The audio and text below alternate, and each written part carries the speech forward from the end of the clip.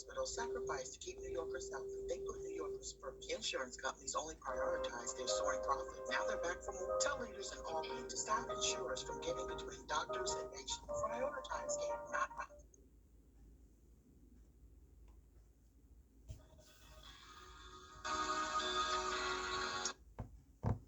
Interview with Defense Secretary Lloyd Austin. He is a military man who generally keeps a very low profile, but this is a time that has thrust him really onto center stage, traveling from city to city in Europe to rally opposition to Vladimir Putin's war in Ukraine.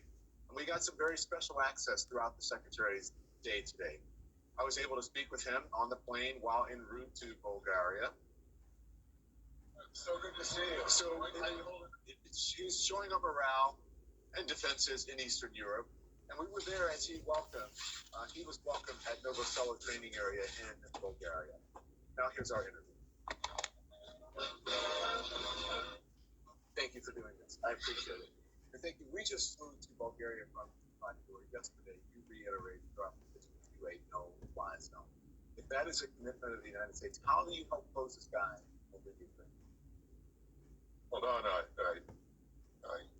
the president's been very clear about the fact that we won't have troops engaged in combat with Russia in Ukraine. In order to affect or put into place a no-fly zone, that we'd have to control the skies, and that would mean that we'd have to engage Russian aircraft. We'd also have to take out Russian anti-aircraft systems in Ukraine, in Belarus, and also in Russia. So that would mean that we're in combat with Russia. And these are two nuclear-powered countries that nobody wants to see engaged in a conflict. It's not good for the region. It's not good for the world. Is the most important position right now for the U.S. is not to engage directly with Russia? Is that the most important thing?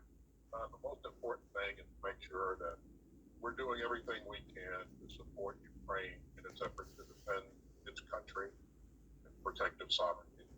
And they've been doing, as we've all been inspired by their courage, their tenacity, their agility, and so that's what we've been focused on. Also, we're focused on making sure that we Pantali po do ng everything buhok. to protect NATO. Nasira po kasi kaya ginawa ko ulit. You've seen us rapidly deploy forces to the eastern. Kung pwede pang ayusin, huwag na pong bibili uli. Ayusin po. And you've seen us reassure our allies. The president's been very clear about the fact that we're committed to Article 5, and we're going to do everything within our power to defend every. Sinsya na po ay nakinig din po ako ng news tungkol sa Russian and Ukraine. Do you continue to believe that it's possible to engage in this without direct involvement, NATO's direct involvement, which would mean U.S. involvement? Again, Don, our focus is making sure that we do everything we can to support Ukraine. And I Sino pong magpatahi dyan? Involved in any Hindi po ako expert, no? Kamay-kamay lang po, hindi ako marunong ng machine. Kung may machine man. Very clear that they don't want to be involved in the process of giving jets to Ukraine. Now, do you support other countries doing it, or either encourage it? You can encourage other countries to do it as long as there's no U.S. involvement. Don, what other countries do, I mean, that's their choice, and the United States certainly does not stand in the way of other countries providing assistance. But again, we're going to remain focused on those things that we know are making a difference. And what's making a difference in this fight for the Ukrainians is the provision of anti-aircraft systems, Tahi din, pag may time. Anti-armored systems, and also other things that have been effective are the employment of drones. And so you've heard the president say most recently what we're doing, the kinds of things we're providing. Ngayon maghaharap na naman po ako ng perdeble nito para mailagay yung garter. Additional $1 billion worth of security force assistance. That's remarkable. What is your assessment of Russian Di po, forces now? Are they yung stalled? Are garter they niya. regrouping so that they can increase their assault or increase their violence on Ukraine? What's your assessment of the Russian military? Well, it's hard to tell, Don. I think, How to take they out. have not progressed as quickly as they would have liked to. I think they had mentioned that they would move rapidly and very quickly seize the capital city. They've not been able to do that. They've struggled with logistics, so we've seen a number of missteps along the way. Don't see, evidence of good employment of technical intelligence. I don't see integration of, Okay. air capability with the ground maneuver. And so there are So a number of ngayon, things that we would expect to have seen that probably nga we've never kailangan. seen. The Russians really have had has presented us some problems. So many of their assumptions have not proven to be true as they entered this fight. The president is speaking with Xi Jinping, and we are getting reporting that Russia has been asking China for drones, for help. What happens? Do you think China will stay out of this, and what happens if they don't? Well, again, don't want to speculate or get involved in hypotheticals. I would hope that China would not support this despicable act by Putin. I would hope that they would recognize a need to respect sovereign territory, and so hard to say what they will do, but Pawang eksperto lang po ang nakakaalam.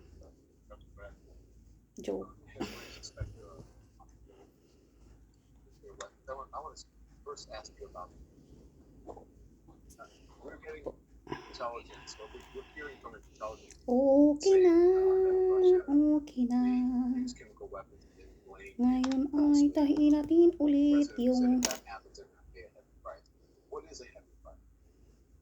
well, again, Kanina patali to ng ganito eh. don't want to speculate about whether or Kailangan not din itali ulit.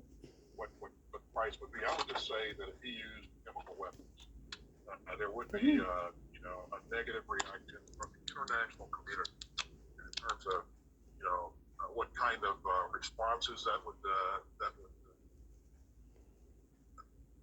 come about as a result of that from the international community. It's up to be seen. But again, we certainly would hope that he would choose not to do that. Look at in this today. He's had a number Sayang naman po itatapon at pwede pa eh. Diba? To de-escalate from off-ramp. He's not done. So Tali natin. Tali pa more. And he's certainly got options right now. And one of those options is to de-escalate Diyos mayo. and to seek Ang tigas. diplomatic solution. What about China? What about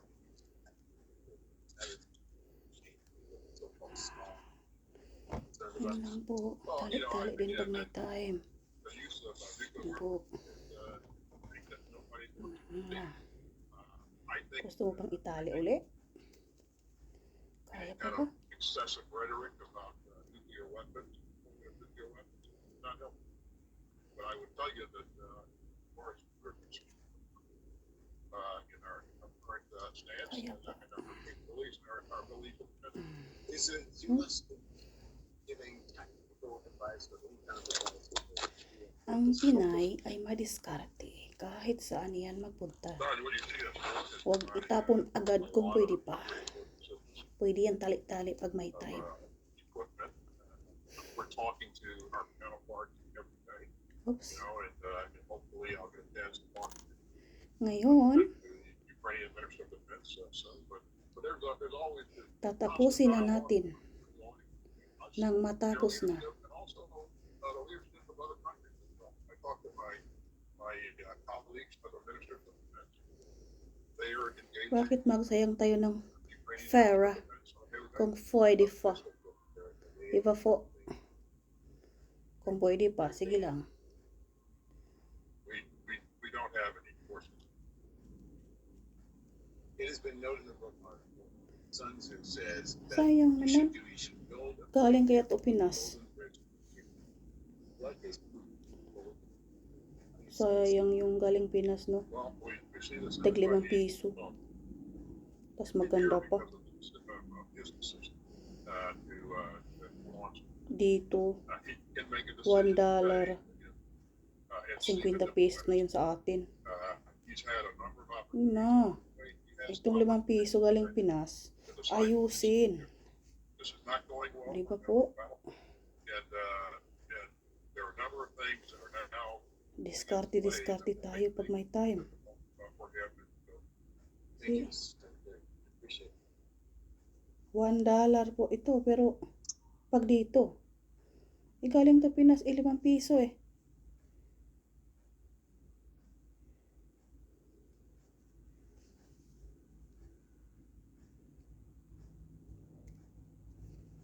Diba? Oh.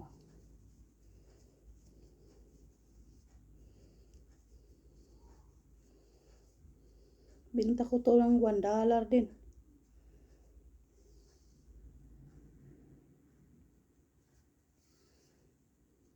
Diba? Oh, saan ka pa niyan? Ay, kaganda eh.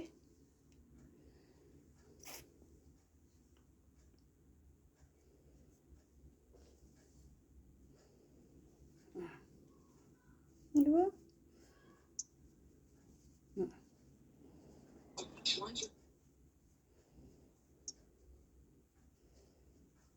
Hanggat pwedeng ayusin po natin.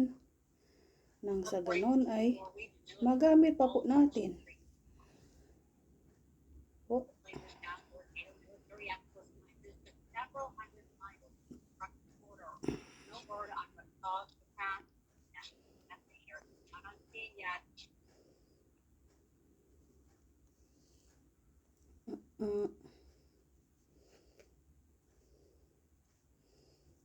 Kaya po yan. They can now carry out executions by a firing squad. The law was passed last year, but the department was required to establish a protocol to carry out this type Kamasira of uli. execution. Ayusin uli pag We're pwede told pa. members of the squad will be volunteer corrections employees that meet certain qualifications.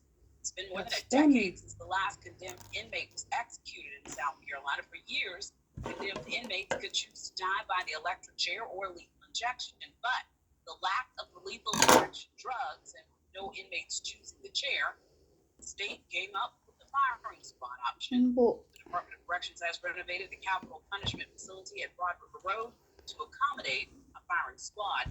South Carolina is one of just 4 states where the Ready firing na squad po. is an option.